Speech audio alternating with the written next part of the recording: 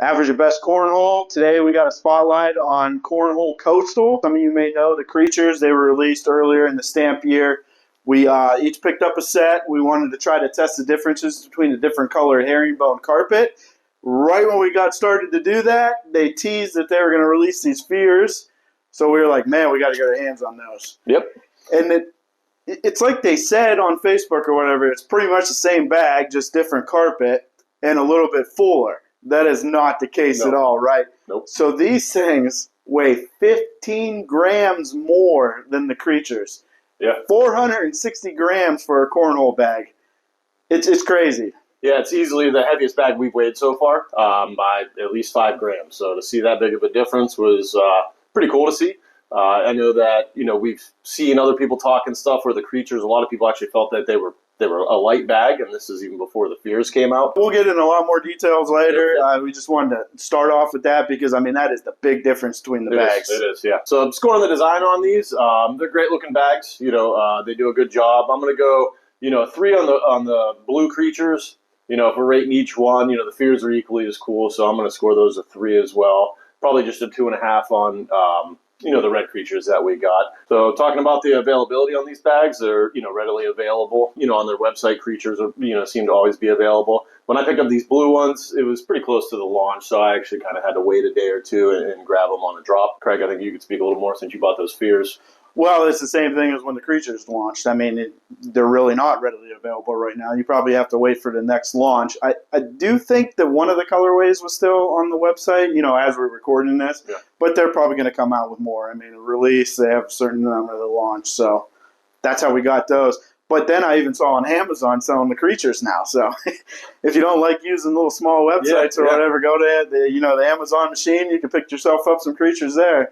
And maybe the fears eventually. I don't know. So the cost on these bags, we like it. We're going to give them a 2.5 bagger. It's under that $100 mark. I think $85.99 retail. Yeah. There was some other colorways that I saw for $89.99 on the website.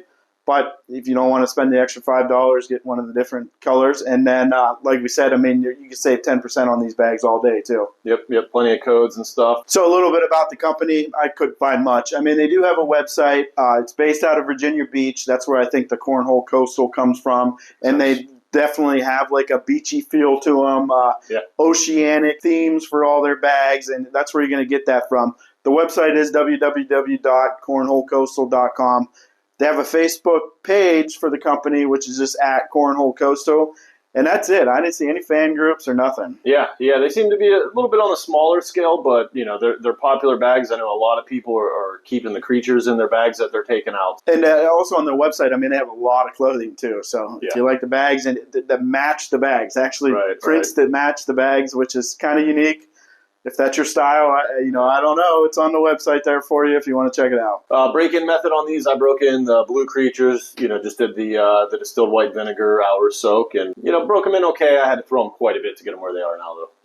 Yeah, and I think I'm pretty sure I did toss sauce on the red creatures when I got them. I know I did bag magic on the fear.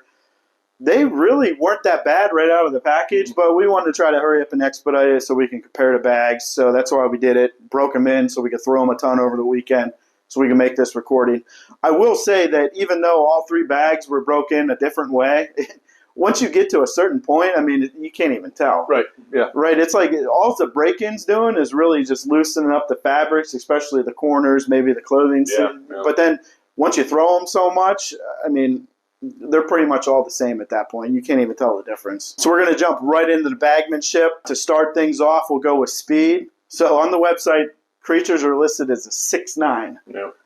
I do not agree with that at all. There's no way. I mean, these bags are slow. They are. Right, I'm going to gauge them at like a 4.5, I think, playing speed. Yeah, 4.5, 5 is fair. Definitely not a 6 in my experience. Right, and the whole point of us buying the 2 different colors because we wanted to compare the different colors and see if it affected. So we have our ramp, and we were running down these down the ramp, and the reds were actually a tad bit faster than the blue, which I kind of heard blue is one of the slowest colors. I mean, the more dye you have in the carpet, the slower it's going to be. Sense, yeah. So blue, you probably got to mix more dye to get it that way. And then once we got the fears, I was trying to run them down the ramp, and there was a lot of moisture in the air that day. I couldn't even get the creatures to go down the ramp. That's how slow they were. And we usually run at 30 degree, but we can go back to 40 if it's a fast bag. I think I had this thing at 20 degrees, and the creatures were literally coming to a dead stop. Those bags are slow. The Fears are listed at 6.5, 9, which we do agree with. Yes. Yeah. I mean, it's a fast bag. It's small, compact, and heavy, and it's like the bag takes up less surface space on the boards. And, I mean, they are fast. Yeah, I experienced that too. So getting into the materials on these bags, fast side's the same on the Fear and the Creature. It's not a Viper fast side, but it's a close alternative. And, the slow sides, we have the herringbone, traditional herringbone on the Creatures. I know a little bit more about the slow side on the Fear.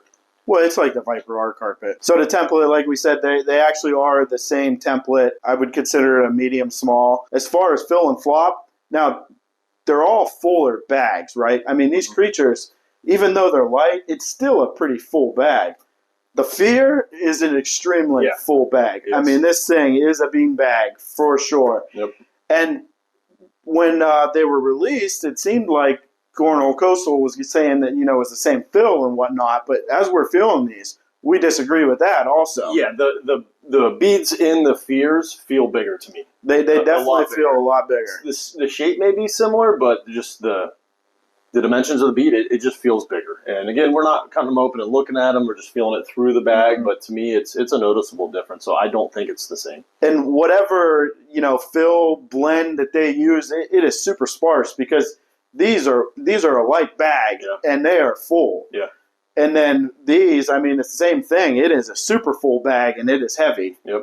So I don't know what they're putting in those, but it's a sparse material, and you can tell by the fullness of the bag. Talking about the floppiness on these bags, they are floppy. They have a loose feel and everything, but just, the Fears especially, how full they are, you just don't get that fold over and that flop. But it still does what you want out of a floppy bag, just with that beefy, hand feel. There's not enough length of material for those beads to, displace inside of it. Yeah. So basically, if you like the creatures, if you throw them the creatures because they are a full bag, you're really going to like the Fears because they're even fuller bag.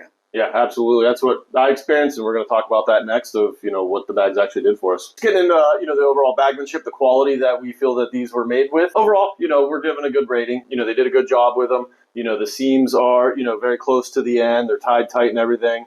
But what we've seen on some other bags, which I always, kind of a pet peeve of mine, doesn't really affect the bag, but at pretty much every single one, you can see we have, the final thread, the tie-off is just loose, hanging.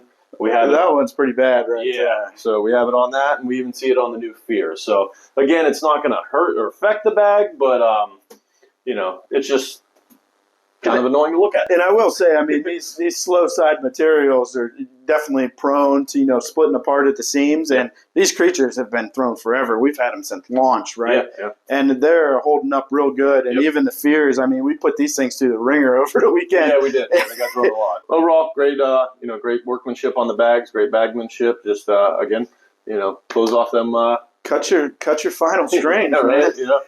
Now it's time for our slide up. As always, we're going to start with the forgiveness. They're both pretty fairly forgiving bags, right? Yeah. I mean, the creatures, I guess, because it's an all flat fill. So when it hits the board, I mean, it flattens out, stays straight. But it's so slow, it might kick on you. Which is what I experience with them. When I'm throwing good, the creatures are great and stuff, but if I'm throwing, off, what I normally do, I'm throwing bad for that day, they tend to kind of, You got a little extra tilt or something? Yeah, just something to it. I'll just start, I can't find the hole with them. It's a slow herringbone, I guess. And then the Fears, I mean, they're so dang fast that I don't think it has time to kick on you. It really doesn't. It's a very unique bag, in that, because it's fast, but that mass, like, I was having great success with controlling that bag, wasn't getting any unwanted kicks, and when we were playing, last time we played, I wasn't throwing great, but I was doing pretty good with those bags, and I think that just has to do with the weight. When they hit the board, they just do what you expect it to. Mm-hmm. One thing I was mentioning to him before we started this video that I noticed with the Fear is sometimes I'll have a tendency to where if I'm just trying to slide up the hole, I'll hit a little deep on the board, and it'll bounce over the hole, which I was doing a lot this weekend with other bags we were throwing. Not the Fears, man. Those things hit, and there's so much mass, they don't bounce. So even if I was hitting too close to the hole, I was still getting in. I wasn't bouncing over, which is great for me. So much weight as soon as it finds an open. I mean, that has to be it, right? I mean, that's the variable with this bag. But I noticed that right away because that's often a problem of mine. That leads us right to the whole bodiness of these bags. And, I mean, they're not going to have great whole bodiness because they are fuller. You got to be on your target. It's not like they're going to slinky in. Beads aren't going to move in the hole. I mean, the fears, again, are fast, so that adds to the whole bodiness. If you get it close, at least it could catch and maybe swing around, you know. You got to be on your target with these bags. Yeah, I agree. They're more of a control, a finesse bag, and you can be punished, you know, if you're not really right on the hole. Some of them other ones that are, you know, are loose, floppy, or maybe a bigger template that are just going to slinky in, you might not experience those with these. Next, we're going to talk about collectability. You know, can you grab a bag and bring it in the hole? And yeah, I mean, for the most part, they're collectible. You know, for me, you know, no, there's more collectible bags out there. The fears. Again, going back to just kind of the extra weight and stuff, if you got a blocker there and stuff, you got to give it a little more of a push. You know, even with that faster side, you know, there's just so much there. You really got to hit it. You got to hit it square. If you nip a corner or something, the bag you're throwing is just going to bounce off to, you know, out of the way.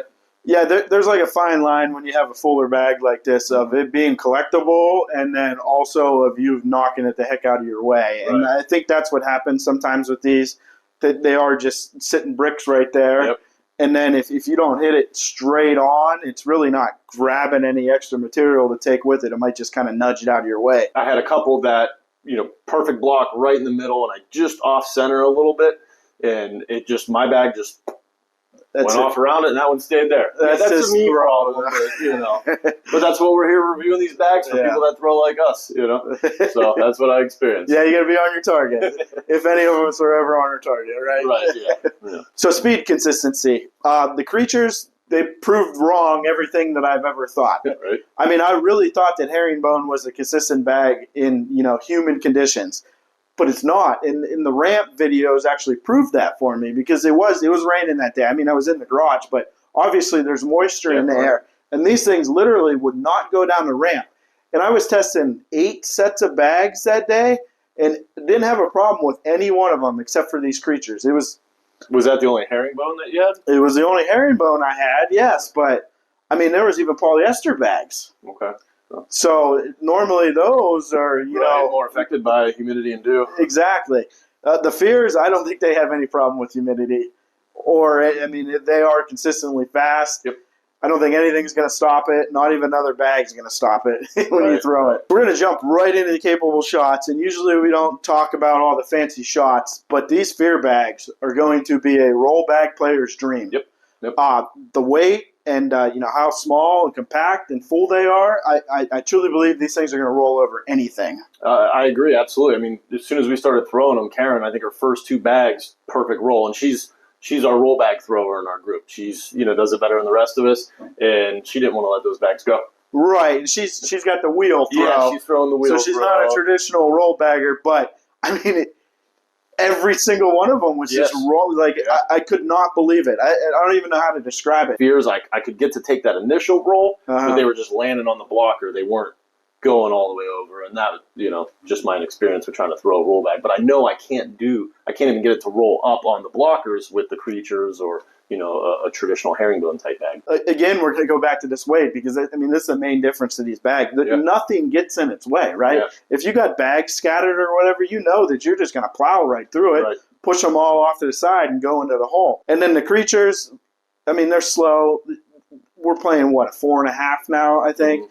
And I was doing really good blocking, and I don't even know if I was purposely blocking. Yeah. But I did have a problem where, you know, I'd lay a block, and then, you know, the next one I would try to clean it up, but then I would just pile up another bag. Yep. So now I'm trying to clean up 2 of these bags that are sitting on the slow side, and they were giving me fits. I was cutting the heck out of them, though. Yeah. I know that if I had a blocker in front, it was nothing for me to get that left or right cut and go around it in a hole. So, I mean, that bag does have shots. It's just that the fear, I mean, you're going to either run to the hole or roll over everything in the way. Yeah. Now it's time for our final thoughts, and we'll get right into our overall scoring on them. I'm giving the creatures a 2-bagger. I've wanted to like these bags. I have tried so hard to get myself to like these bags, and I just can't. And it's not that I throw them bad. I just don't like them. I don't know. Personal preference. It's not a bag for me. The Fears, though, I'm going to give them the edge for sure and give them a 2.5 bagger because I really did like those, and I'm going to keep a hold of those. And I think that bag, there's endless possibilities with it. Maybe I can start practicing rolling a little bit more, right? and maybe that's the bag that's going to teach me how to roll. Yeah, that's probably the one. I'm right with you on the creatures, pretty much exactly the same. A score of a 2. I wanted it to be better. I wanted these bags to be, in my bag. For some reason, they just don't do it. I can't. It's so hard to really put my finger on it because they're so comparable to so many other herringbone bags. Like I'll take a Fallout X, all day over this bag. They perform better for an average thrower as myself than these do. Again, if you're an advanced player watching this, you probably think, we don't know what we're talking about. Yeah. Which, again, this is just what we experience as an average thrower. And it's not just us. When we, take these around the group or whatever, no one wants to throw them. Yeah, that's agreed. I'm actually going to go a little better than Craig did on the Fears. I'm going to score them a 3, just because I was doing things with those bags that I can't do with other bags. Like we were talking about the partial roll, hitting too close to the hole and not bouncing over. So if I'm having a day where I can't get it, short enough on the board to slide it up, I'm grabbing those bags. They're going to make a difference for me. So I got to give them at least a 3 for that. All right, will these bags make you better? The creatures may be worse, so take that with a grain of salt. But I'd imagine a lot of people that are learning this game are going to have the same experience with that. Fear, they're definitely not going to make you worse. Again, they may make you better, actually. They have given me, a chance at looking at additional shots that I haven't been able to do before. So that alone, if I had a chance to practice with them, it's probably going to make me a little better. Yeah, I agree. The creatures, they're going to make you a better blocker. Like I said, I was able to block really good with those. At the end here, are they worth the cost? Do we recommend them? Yes, they're worth the cost. I don't recommend the creature unless you're an advanced player. I do recommend the Fears, really, no matter where your skill level is at. Yeah, any bag at that price point that is a quality bag is going to be worth the cost. I mean, we're always gauging under $100 or not. With the 10% code, I mean, you can get these at $72, I think, plus shipping and tax or whatever. It's pretty good. I mean, it's a good quality bag. It's definitely going to last for a while. And yes, they're for sure worth the cost. So we just want to end this with everybody's average at something. If you're going to be average, you may as well be average at cornhole.